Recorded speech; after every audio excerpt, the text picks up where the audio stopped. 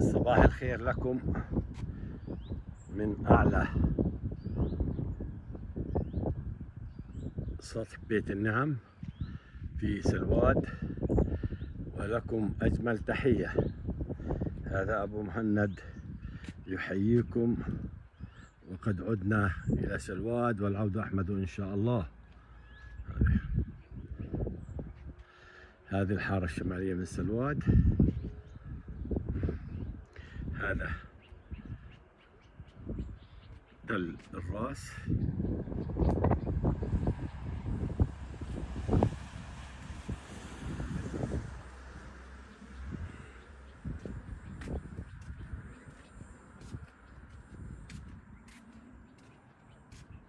طبعا هذا يسمى بزيتون الشيخ سعيد، وأنا المنطقة اللي أنا فيها اسمها جورة العين. هيها هذا أراضي سلواد الغربية. هذه المبينة بين عبوين وعطارة، وهذا الباطن وجنينة، وهذا اللي هو المرود سعودا. هذا المرود هذا.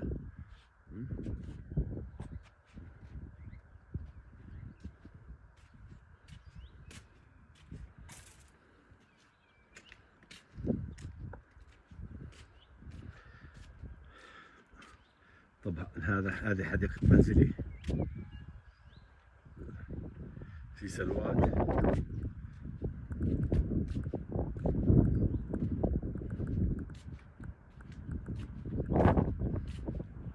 هذا هو المرود. هذه مكان التوسعة اللي بيحاولوا يعملوها في منطقة الشارع الالتفافي في الطريق إلى عيون الموس، أو ما تعرف حاليا بعيون الحرمية. ولكم أجمل تحية.